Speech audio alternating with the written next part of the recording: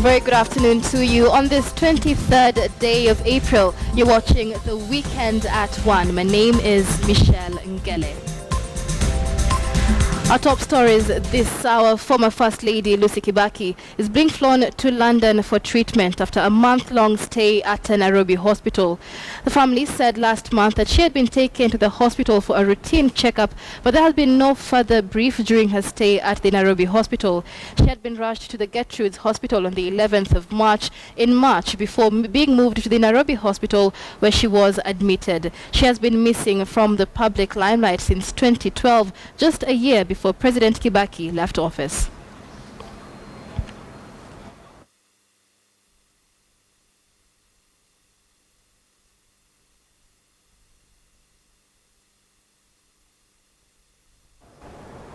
Stakeholders are this afternoon set to discuss the issues surrounding the upcoming burning of ivory to take place on the 30th of April. KTN's Mark Namaswa is at the African Wildlife Foundation in Karen and now joins us live on phone. Mark, good afternoon. What exactly should we expect from the African Foundation this afternoon? All right, we will be linking up with Mark Namaswa later on in the bulletin. Moving on now, the Kenyan Opposition Coalition, CORD, is this afternoon holding a major public rally at Nairobi's historic Kamukunji grounds. CORD started its series of rallies last weekend in Nairobi's Kibra constituency to press the ruling Jubilee administration to prepare and give compensation to victims of the 2007 post-election violence. Today's rally is also meant to pile pressure on the Independent Electoral and Boundaries Commission to either quit before the 2017 elections or be forced out of office. Our reporter Patrick Amimo is in Kamukunji and now joins us live. Patrick, good afternoon. What can you tell us from Kamukunji? Has the rally started yet?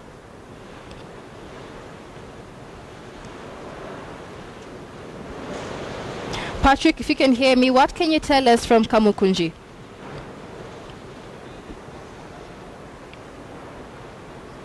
All right, we seem to have a problem with Patrick Amimo as well. We apologize for that. Let's move on to South Sudan now. The government of South Sudan and the rebel SPLA have reached an agreement to bring opposition leader Riek Machar back to the capital as early as this afternoon, according to a statement from the Joint Monitoring and Evaluation Commission. Machar's expected return today sets the stage for the formation of a unity government under President Salva Kiir, a crucial step in ending the country's civil war. Machar was due to arrive in Juba this Monday, but a prolonged disagreement between the government over the number of troops traveling with the rebel leader and weapons they were allowed to carry prevented his return. According to a statement from Festus Mugai, the IMEC chairperson, Machar's arrival will immediately be followed by the formation of a unity government. Mugai also said that no further delay will be tolerated.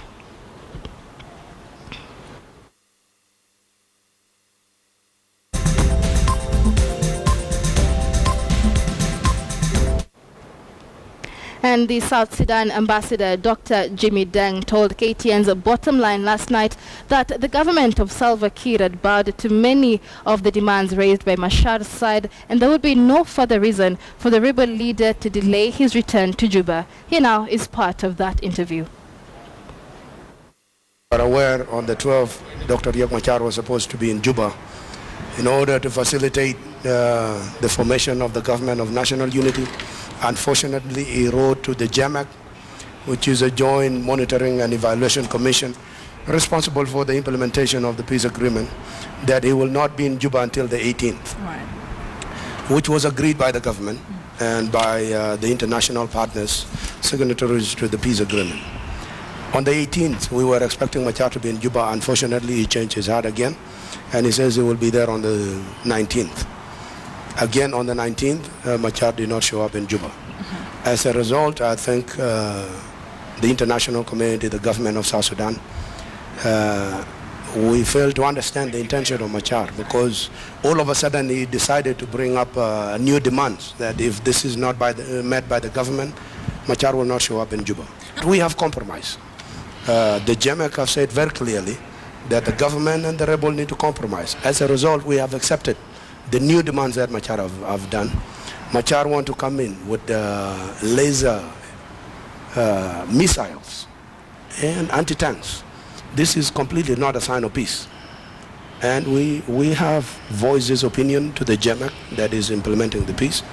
And we are concerned, why would Machar want to come in with such arsenal weapons if he's really coming for the peace?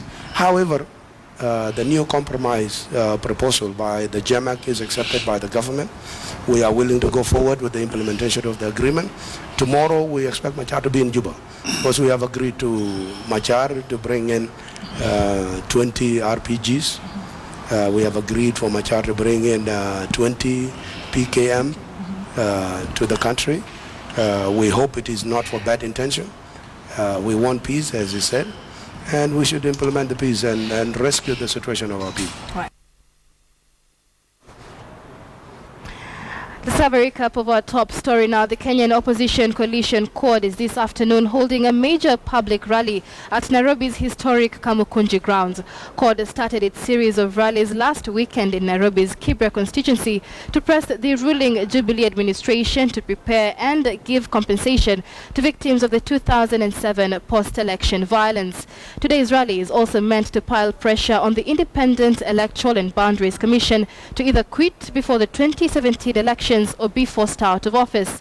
Our reporter Patrick Amimo is in Kamukunji and now joins us live. Patrick, good afternoon. What can you tell us from there? Has the rally started yet? Thank you. Good afternoon, Michelle. Indeed, we are at the Kamukunji grounds, right in Kamukunji constituency, near Shauri Moyo, where the CORD, opposition CORD, is going to hold a public rally in the run-up to their visit to the IEBC offices at Mazarit House on Monday.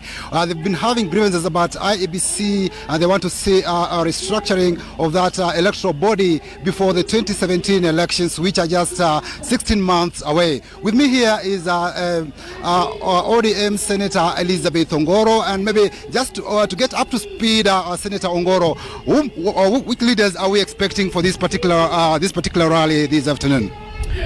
This afternoon we are expecting the three core principals.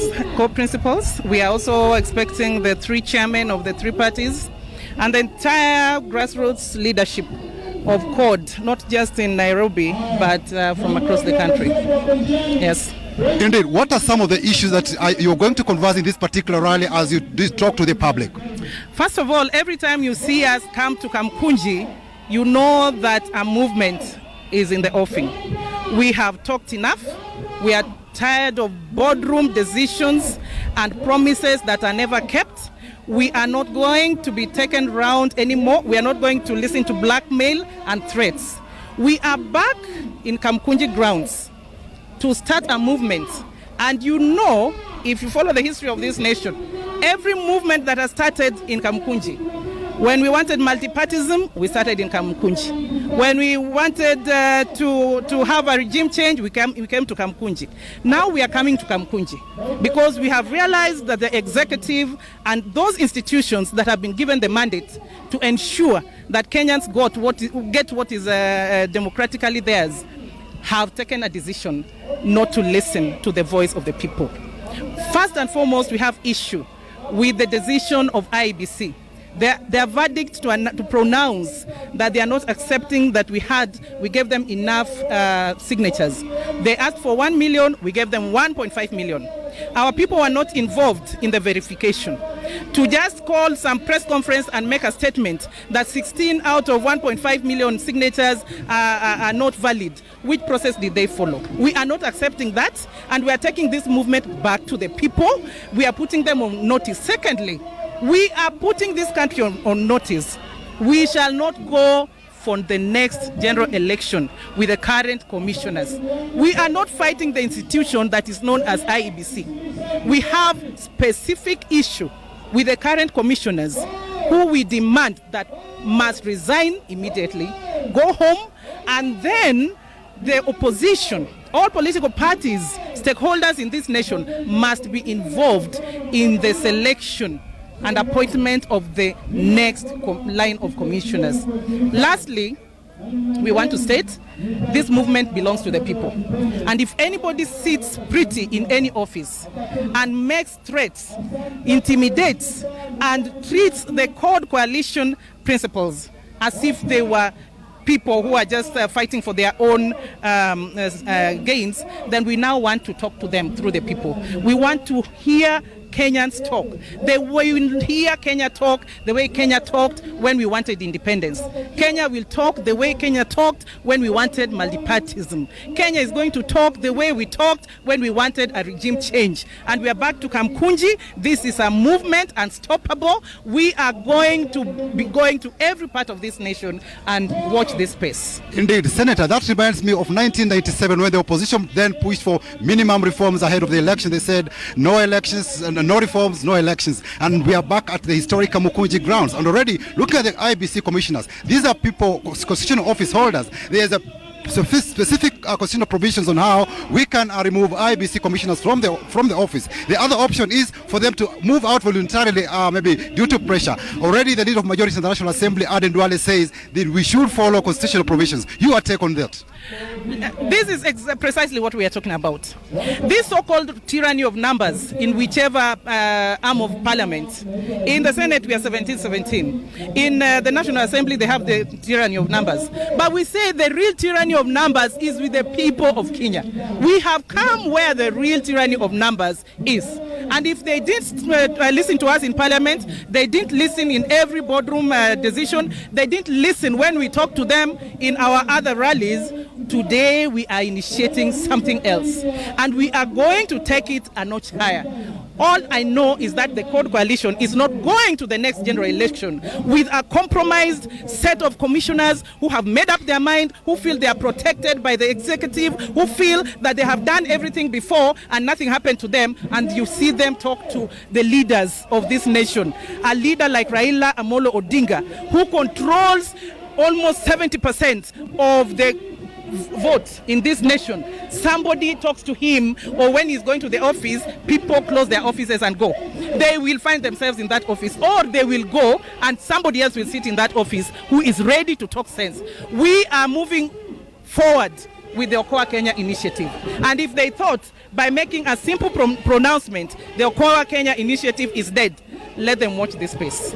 Indeed, those are very weighty matters from the Senator Elizabeth Ongoro, and indeed, there has been pushing calls for the dissolution or disbandment of the IEBC. The Catholic Church has spoken. The NCCK yesterday did speak, and pressure is mounting. The civil society has also spoken, asking the commissioners to go home. They want to see at least electoral reforms ahead of the 2017 general elections. The commissioners 3 weeks ago in Naivasha said they are ready to go home, but yet they are to implement that decision. It is a matter that we'll wait and see what happens. Already we're waiting for the code principals to arrive here anytime soon for the start of this particular rally. From Kamukunji, I'm Patrick Amimo, back to Michelle. Thank you very much. That is our senior political reporter, Patrick Amimo, joining us live from the historic Kamukunji grounds, where the opposition code will be holding a public rally this afternoon to put pressure for reforms in the IEBC. You're watching The Weekend at 1. Let's take a short break. Welcome back to The Weekend at 1. Stakeholders this afternoon set to hold a meeting on the banning of a stockpile of ivory that will be taking place on the 30th of the year. KTN's Mark Namaswa is at the African Wildlife Foundation in Karen and now joins us live on phone. Mark, good afternoon. If you can hear me, what exactly should we expect from these talks this afternoon?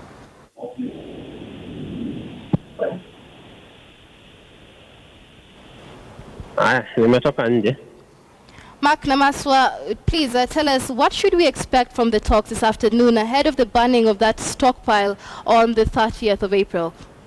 Today is basically a day in which stakeholders in the wildlife conservation and the tourism sectors are officially launching the Light a Fire campaign, which is an online strategy that is meant to raise awareness concerning the preservation of species of animals such as elephants and rhinos around the world. And Mark, we also have a giant club summit that has several dignitaries and celebrities attending before moving on to the banning of the ivory, and that summit will be taking place on the 29th. Just tell us a bit about that, and who are some of the celebrities and dignitaries that will be attending? Okay, Michelle, let me first begin with the Giants Club Summit. It's basically an organization in which opinion makers around the world come together for the purpose of ensuring conservation of wildlife and other endangered species. And we have around 8 presidents, although their identities have not yet been made public, but they'll be part of the Giants Club Summit in Nanyuki. That will be on 29th April. And then on 30th April, they will head back to the Nairobi National Park so that they can witness the burning of the 106 tons of ivory and rhino horns. But some of the celebrities that we have lined up include actors Leonardo DiCaprio, former Chinese basketballer Yao Ming, global business leader Michael Bloomberg and George Soros. We also have Elton John, the musician, and Nicole Kidman, the actress. All right, and Mark, finally, what are some of the preparations ahead of this burning of the stockpile? One of the biggest preparations that is being undertaken at the moment is raising global awareness concerning the need to conserve wildlife, especially the rhinos and elephants, which are poached at a rate of 100 elephants a day worldwide, and 4 rhinos a day are killed worldwide. So one of the biggest preparations starts online, like right now, like in the next few minutes, and that will be the hashtag Light a Fire, and we also have Tweet for Elephants. So raising global awareness concerning the extinction or the impending extinction of species of rhinos and elephants is one of the biggest strategies that we are looking forward to kickstarting the next few minutes. All right, thank you very much. Our reporter Mark Namaso there joining us from the Africa Wildlife Foundation. Moving on now, it is said that there are 2,000 lions left in Kenya. Meru National Park has been renowned as a lion stronghold, but just how many of Kenya's last lions remain in the park? This year, the Kenya Wildlife Service and the Born Free Foundation and other stakeholders conducted the first ever lion census of its magnitude in the expansive park. Take a look.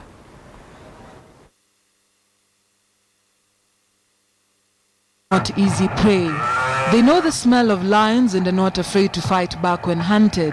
Lions know the scent of buffaloes and their sound in distress, but in the night big cats have an advantage. Here at the expansive Meru National Park, this is how the early year carnival and specifically lion census began, employing the recognized and widely used callback method to lure the lion to come out and hunt, then count them. But if the lions are not hungry, they will not respond. That's the boon of this method. Working closely with Meru KWS officers and representatives, conservation experts and scientists, the Born Free Foundation conducted a successful calibration exercise, which gave the basis for choosing a radius of 2.5 kilometers for each of the 37 callback stations in the 870 square kilometer park. Each station was first split into 2 groups. One group searched for lions while the other group was stationed 5 kilometers away, playing the callback sound. Each group with a lead scout, a scientist and security personnel.